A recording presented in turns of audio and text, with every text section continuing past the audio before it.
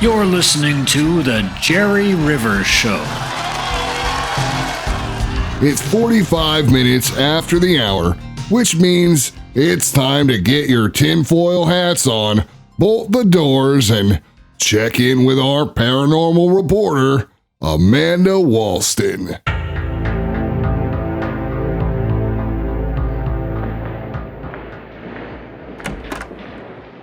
Amanda! You here? Yeah, back here. Got a special package here, and I thought we should record you opening it. If it is what I think it is. Oh? Oh, yeah, let's have it. After giving up hopes that I'd ever get my hands on them again, a contact somehow managed to smuggle out some important tapes to me yesterday. This is Walter and I opening the box for the first time. All right, finally. No, wait, this is the raw?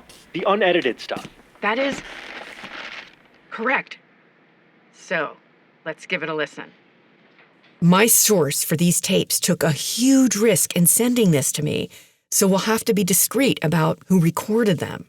But I'm very excited to be able to present this evidence to the only audience whose opinion I care about, you. All right, settle. Take me up a little higher, Tony.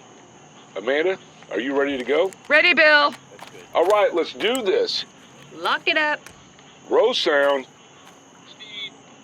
Does anyone hear that? Camera. Rolling. This is Vital Impulse Scene 23, take 4.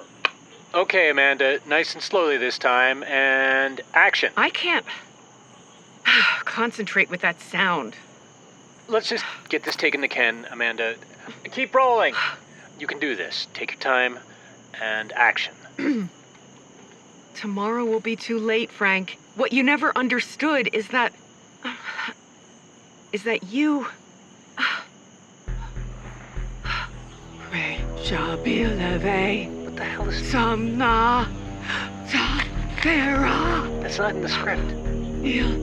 Jess Troman Oh, jeez. Salthera Benche Finfin Hurro Okay. Shariasaur. All right, cut. Bill, let's take 15. That's 15, everybody. Oh, boy. What was that about? Beats me. They work her too hard.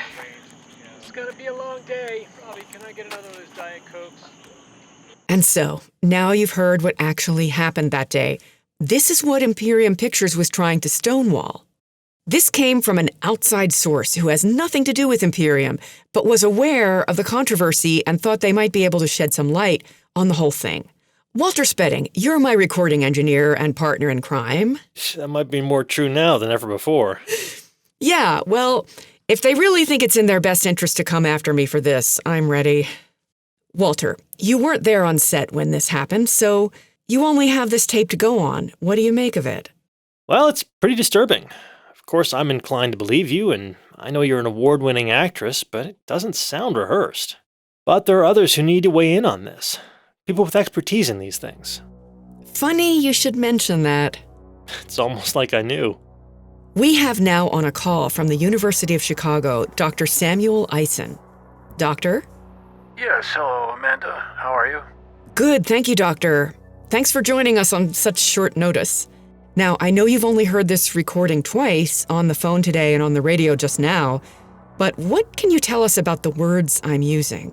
Well, this is intriguing, Amanda. You know I speak 17 languages, and I'm versant with 39 others, and I don't recognize this as any language I've come across. However, what we look for to separate a language from simple nonsense are things like morphology. That is, the conjugations and rules that we see repeated as a pattern. For instance, in English, third-person singular present tense verbs and plurals end in S or ES. Okay. There should be a kind of pattern to that. In the clip you played, there may be some indications of a morphology.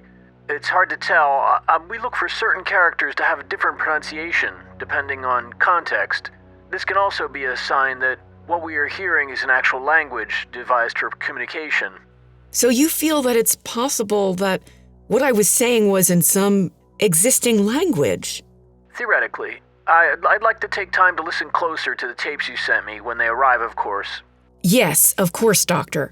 This might be outside your area of expertise, but what do you make of the fact that I was not consciously speaking in any language that I understand? Well, that is outside my field of inquiry, yes. I'll just say that there have been reported cases of people speaking in tongues. Now, most of these reports are not worthy of attention due to the lack of a scientific process, but it has been reported in some cases that people have spoken a language that they did not themselves understand. As an academic, I'm not usually interested in such things. Thank you so much for your time, Dr. Eisen. We'll be back in touch soon. You're quite welcome. Okay. That's all the time we have today. Join us tomorrow for a discussion with Alex Canby. Alex has promised to tell us about that moment on Brain Teasers last month when he inexplicably went way off script and began speaking in a voice not his own. Join us tomorrow.